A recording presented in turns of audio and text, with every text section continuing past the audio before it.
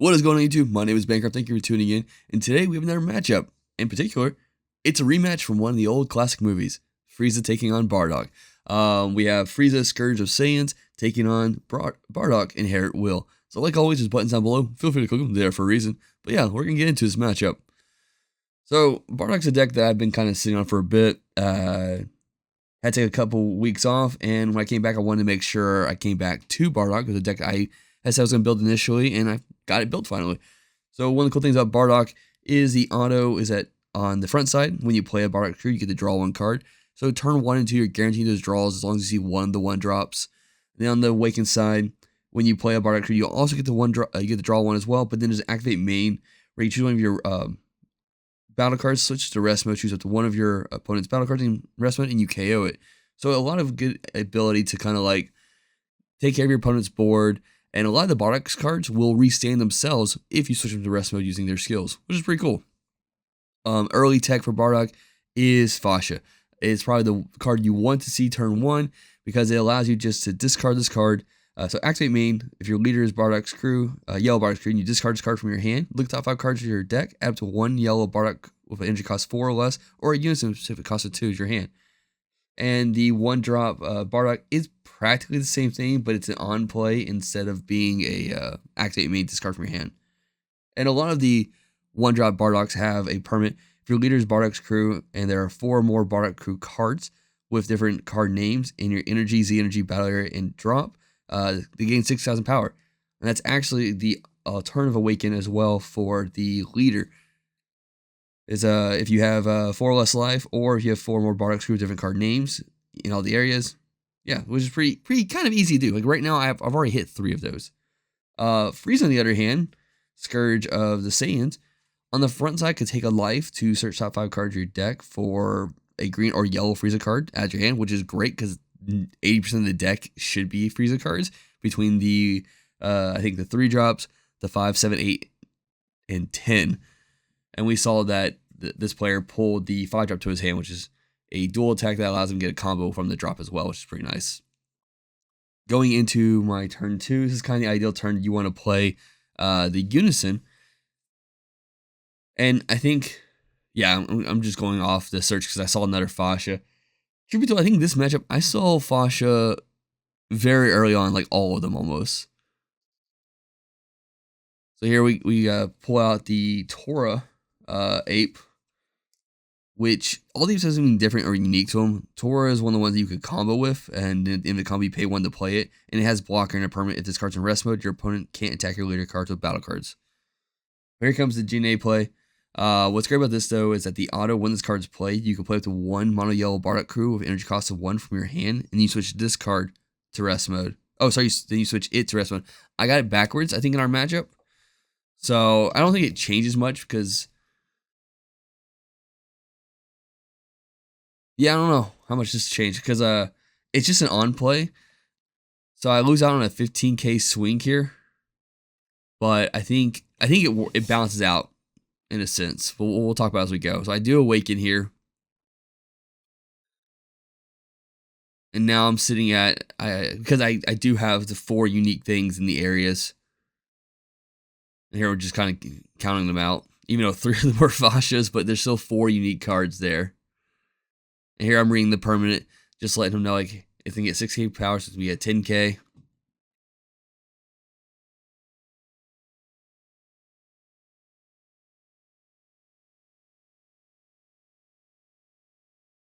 So we start with the leader swing here. You don't, like I say, you don't get draws off the leader swings themselves. You just get them using by playing other cards. And yeah, there's the Fascia, which gets combos from the drop, which is great. Helps synergize the Z energy for future plays because you think you do need 3 Z energy in order to Awaken. I swing with the Bardock, and this is the thing I think would be different. Instead of swinging the Bardock, I would have swung with the Unison, and I think he would have taken the hit instead or combo 2 cards off. Then here I activate Bardock's secondary effect, which like I said, you switch a card to rest mode. Actually, I don't think I read that one out actually. So activate Main, choose 1 of Bardock's crew card in your battle area, switch it to rest mode, choose up to 1 of your opponent's battle cards and KO it. What makes it so good is the order with the Unison, though, which has an auto plus 1 auto. If it's your turn, when a battle card switch to rest mode by one of your skills, you draw 1 card.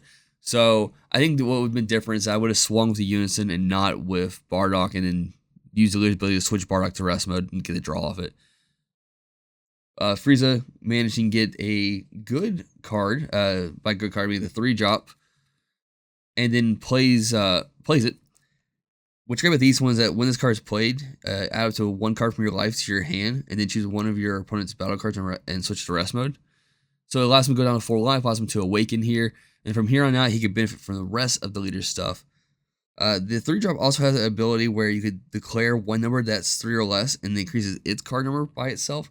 But what makes Frieza so good is that it can board wipe your opponent constantly. So permanent, when choosing battle cards for the skill cost of a successor on a Frieza card in your hand, once per turn you may choose any number of your opponent's battle cards as a mono green battle card. It does get a draw when it attacks, but then activate battle once per turn to the spirit boost. Use up to 1 green yellow multicolored card with a combo cost of 1 from your hand, and combo with skills negated for turn. So a lot of the Frieza cards are, especially the, I think 5, 6, 7, or 5, 7, 8, 10 are all 1 cost cards. The cooler Unison, which I absolutely love this Unison, it's a green deck. It turns on dormant, which is nice as long as you have mono green energy, if correct.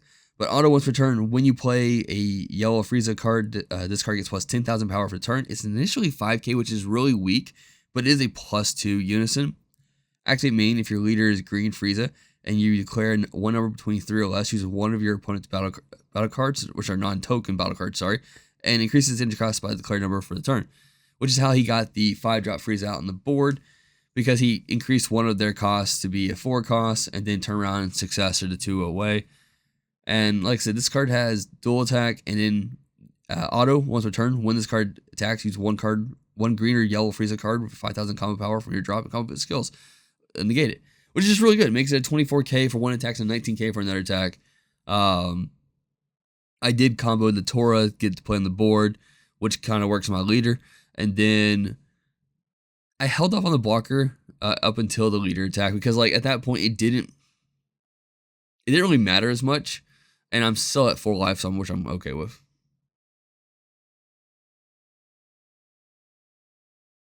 So here I think I'm debating on protecting it, and I think I end up comboing up, because also, like I said, I'm trying to get to the point where I have, yeah, that's a combo. All right, so Secret Rare Gohan Piccolo on play draws 1 switch 1 to rest mode. On attack also draws 1 switch 1 to rest mode. Just really good overall. It's a 40k beater. So going into turn 3.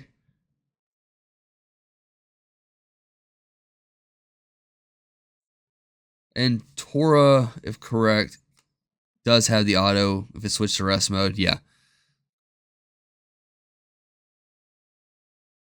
So here, the last Fasha being seen showcased, which is crazy. Seeing all of them by turn 3. Pulling out the Bardock grade 8, which actually is a really good one when it comes to just spamming really good cards to the board.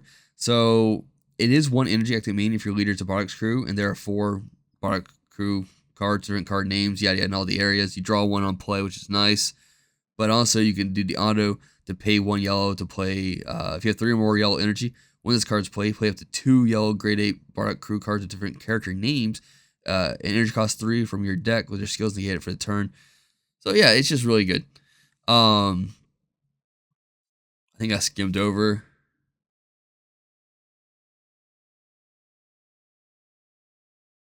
The active mains, you place a card at the bottom of the deck.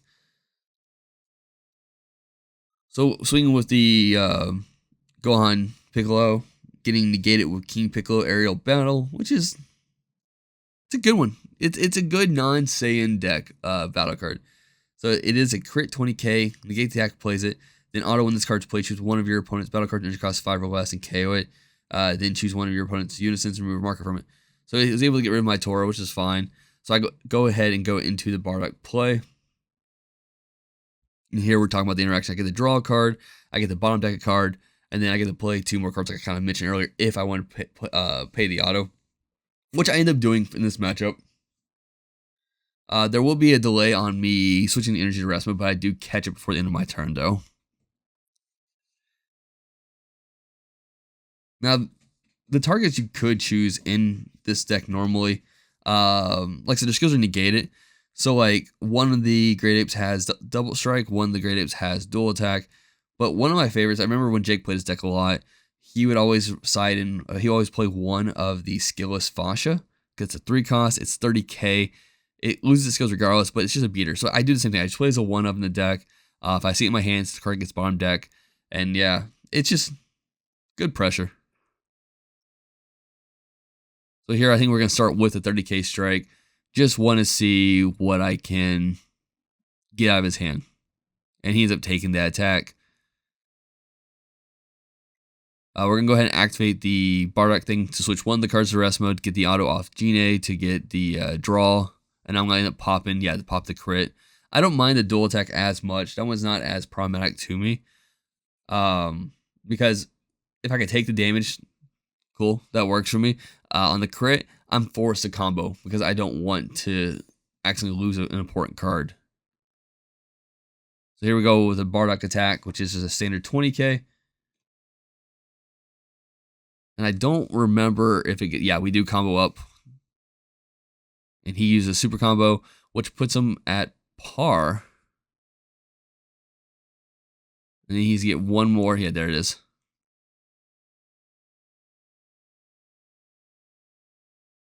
Still 2 more attacks. I don't know if I go for the board clean at this point or still. Yeah, I'm still pushing up the leader. Okay. So 15 on 15. He's comboing off. And then the last swing with the leader. Going to 20.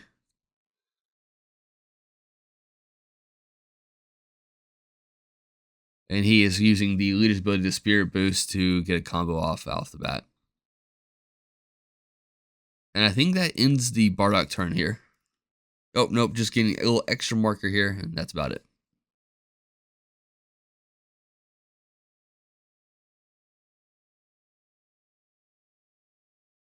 So what's great about the Unison in this particular matchup, the leader, the secret rare, there we go, is that he can't successor, which is kind of nice. He has to find other ways to remove it. He wants to remove that threat.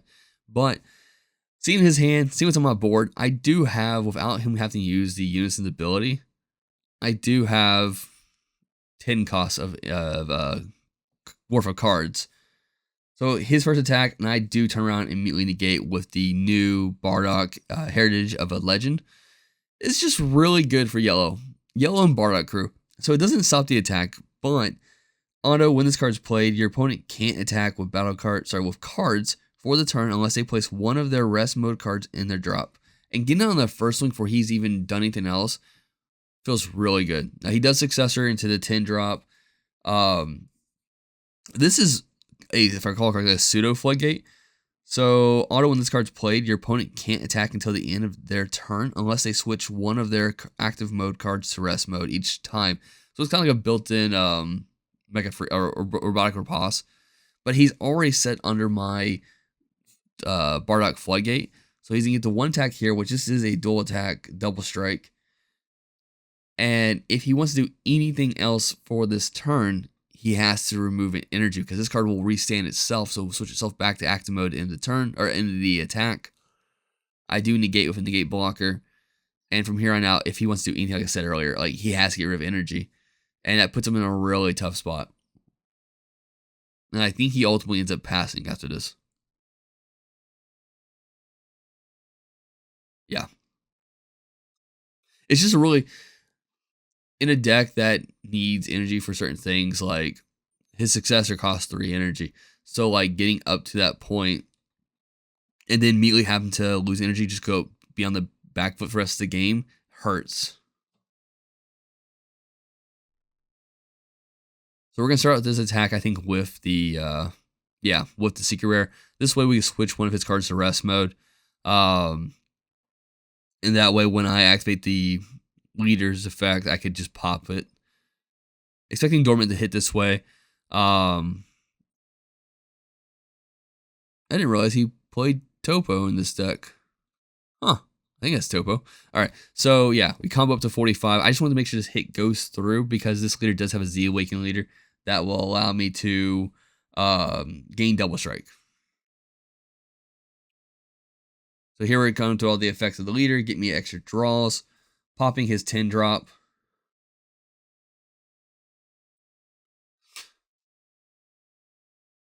And yeah, we swing the leader. I will end up resting the Unison on this attack. I think I was just waiting to see if he negated his second attack or not. So we're going to go into the effects using the leader's ability on attack, combo a card off.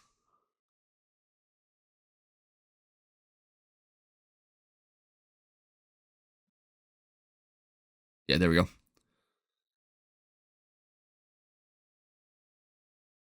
We're going to pay 3 Z energy to go into the Z-Awaken, which is a beast in itself. So you lose the draw 1 on play, but you now gain once per turn when you use a Bardock True card in a combo, you draw 1 card.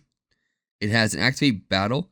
If it's your turn, for each Bardock crew with a different character name in your Z energy, this card gets 3,000 power for the battle. So right now it's only going to be 6k.